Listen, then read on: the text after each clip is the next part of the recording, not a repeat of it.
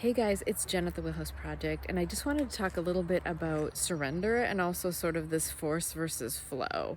How the ego is really all about force and pushing things and has an agenda, and it's usually very low vibrational. And flow is all about the soul, is all about our divine self, is all about letting go and letting things happen as they should. And mind you, there may be times that we have to take some action and we're guided to take some action.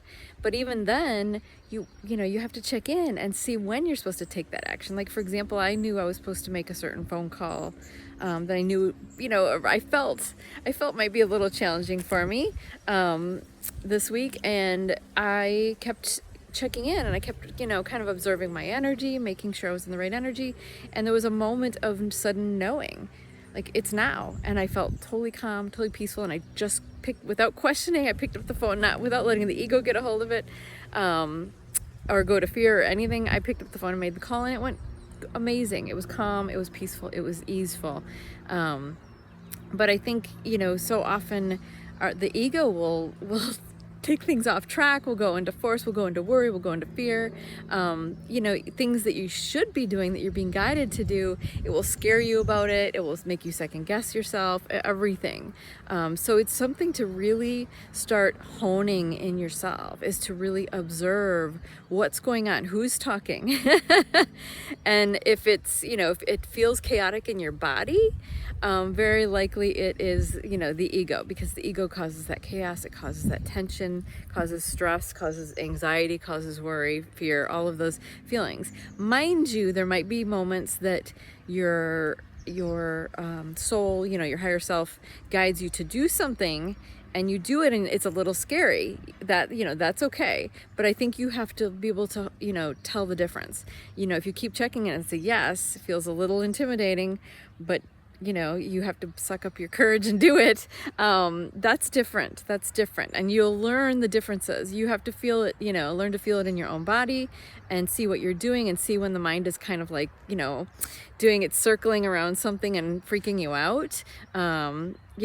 Step away from the whole thing. If your mind is freaking you out, if your body is going to, tension or tightness, take a moment, get quiet, get calm, go do something, do something else. And it's not stuffing it down, do something else, but it's like, do something else. Go maybe do something a little bit kind of mindless, wash some dishes or something, and find some calm, or even sit in meditation for a few minutes.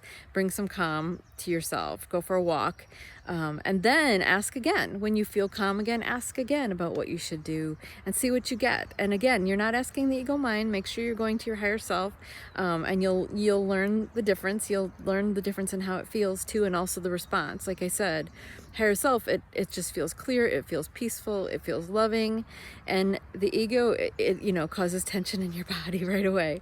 So, or you'll feel it, you'll know it. It's fear, it's not, it's not nice, it's lower vibrational.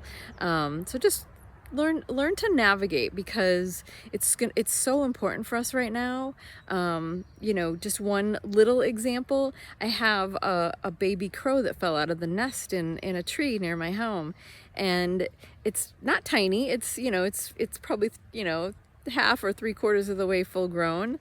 And I felt like, my mind was freaking out for it, scared for it. We need to do something. And every time I went to my higher self, I'm like, should I do anything? No. Leave it alone. It was always this, no, leave it alone. And it's so cool, because 5 days later, it's I see it out there. The mother is taking good care of it. It's definitely hiding in the bushes, and she's coming and feeding it, and it is actually starting to try and fly. It's really cute. And I'm like, oh yeah, see, like, leave it alone. I think, so often the ego mind, again, wants to fix everything, wants to get into everything, guilt you, shame you, oh, you should be doing something about that. No, you don't. Just, there so many times we're supposed to stay out of the business of others, whether it's karma they're working out, things they have to do with other people, or certain situations that their soul came to experience. And that goes for animals too. Like, sometimes we're not supposed to get into their business. So just be very aware, and in your own life and in everyone else's, every circumstance, check in. Don't force, don't grab, don't let the ego grab onto things.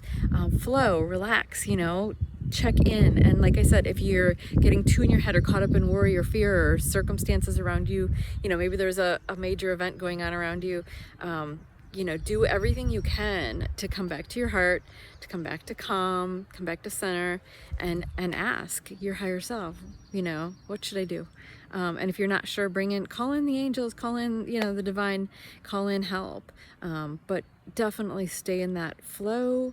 Don't get in the worry and the fear mind. Don't get in the forcing and pushing and, thinking you have to fix everything, because you don't. I was gonna say 99% of the time you don't. You're not supposed to get involved, but just observe and see, because you'll know. And you'll also have, instincts. If you see something happen and you have an instinct that says, do something, check, if you have a moment to check, yes, then do, because there are times we are supposed to help, but we have to be very certain of what we're getting, and that it's not this fearful ego grabbing on and we need to fix everything.